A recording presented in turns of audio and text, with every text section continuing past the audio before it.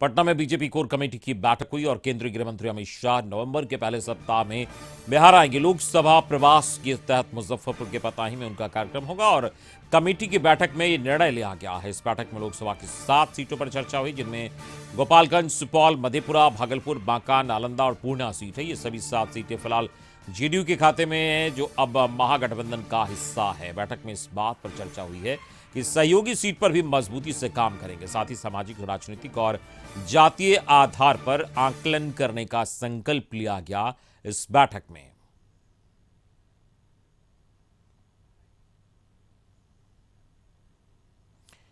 तो BJP core committee की बैठक हुई और इस बैठक में 7 लोकसभा सीटों को लेकर मंथन किया गया और इस बात की चर्चा हुई कि कैसे इन सभी लोकसभा सीटों में बीजेपी को मजबूती मिली। और इस बैठक के बाद यह निर्णय भी सामने आया कि गृह मंत्री अमित शाह बिहार दौरे पर आएंगे और आपको बता दें कि मुजफ्फरपुर में उनका कार्यक्रम होगा, पताही में, और लोकसभा प्रवास के दौरान यह कार्यक्रम आयोजित किया गया है। कोर कमेटी की बैठक में निर्णय लिया गया। इस बैठक में लोकसभा की 7 सीटों पर चर्चा की गई है चुनाव के मद्देनजर।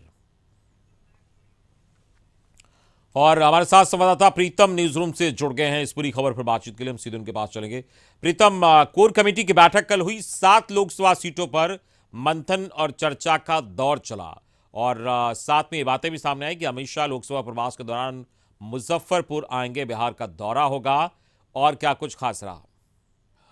जी बिल्कुल। मुजफ्फरपुर जो है उत्तर बिहार का सबसे बड़ा जिला है। तिरहुत रीजन का जो प्रमंडलीय मुख्यालय मुजफ्फरपुर है। और मुजफ्फरपुर आके वो मुजफ्फरपुर से जो आसपास के जो इलाके हैं, समस्तीपुर है, दरभंगा, सीतामढ़ी, ये जो लोकसभा के जो क्षेत्र हैं, यहाँ पे जो है भाजपा जो है चुनावी तैयारी कर रही है। और सबसे बड़ी बात यह है कि कई ऐसी सीटें हैं जहाँ पे भाजपा ने जो है पिछले 2 दशकों से अपने लोकसभा चुनाव में उम्मीदवार भी नहीं उतारे, अगर 2014 को छोड़ दे तो। चूंकि 2019 में भाजपा और नीतीश कुमार दोनों साथ मिलकर चुनाव लड़ रहे थे और ये अमित शाह को भी इस बात का अंदाजा है कि जिस स्वरूप में इंडिया अलायंस, इंडिया गठबंधन, नीतीश कुमार, लालू यादव, माले, कांग्रेस तैयारी कर रहे हैं, तो उसके लिए बिहार में बड़ी चुनौती आने वाली है। बिहार में बड़ी चुनौती पेश होने वाली है।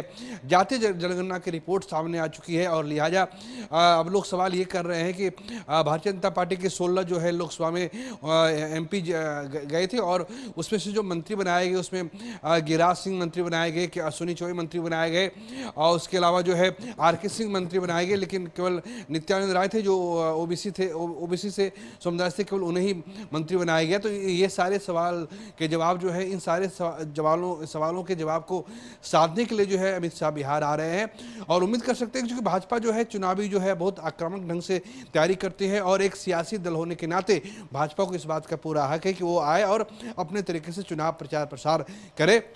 अमित शाह जो है लगातार जो है मध्य प्रदेश, छत्तीसगढ़, राजस्थान के चुनाव में व्यस्त होंगे, लेकिन इसके बावजूद वो बिहार आ रहे हैं। तो ये चीज़ दर्शाती है कि वो बिहार को लेकर कितने गंभीर हैं। और इंडिया अलायंस जो है कहीं न कहीं इस मामले में अब तक जो है रैलियों के मामले हो वो पिछड़ता जा रहा है और इसका लाभ जो है अमित शाह चूंकि बहुत पहले से तैयारी करते हैं, हर माइक्रो बूथ मैनेजमेंट पर वो फोकस करते हैं। प्रीतम, बीजेपी स्ट्रेटेजिकली काम करती है, ये सर्वविदित है, लेकिन एक और बड़ा सवाल ये है कि जातीय गणना की रिपोर्ट जारी हुई है, उसके बाद पहला दौरा है बिहार का गृह मंत्री अमित शाह का और बीजेपी इस पर काफी फोकस कर रही है।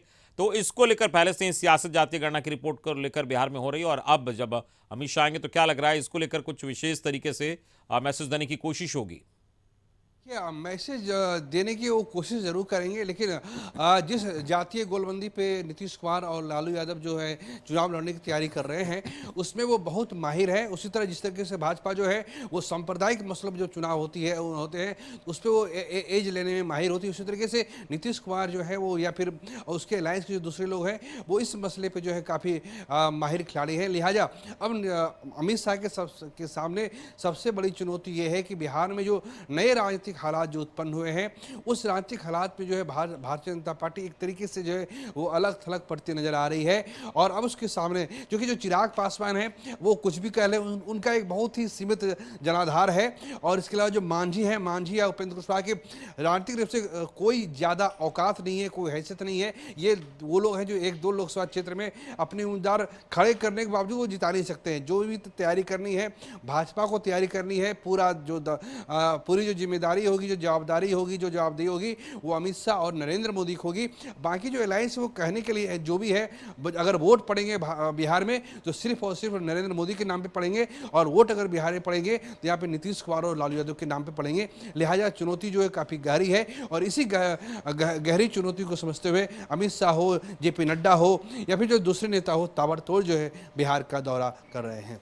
चलिए, इस मेरी बातचीत के लिए बहुत बहुत शुक्रिया आपका। प्रीतम हमारे संवाददाता बता रहे थे लोकसभा प्रवास के दौरान अमित शाह का कार्यक्रम है बिहार में, और बिहार दौरा के दौरान मुजफ्फरपुर के पताही में उनका कार्यक्रम होगा। जातीय गणना के बाद अमित शाह बिहार आ रहे हैं, और देखना होगा नए जो राजनीतिक हालात और नए समीकरण के तौर पर बिहार में चीजें सामने आई है, उस चुनौती से कैसे निपटने की कोशिश होगी चुनावी समर को देखते हुए।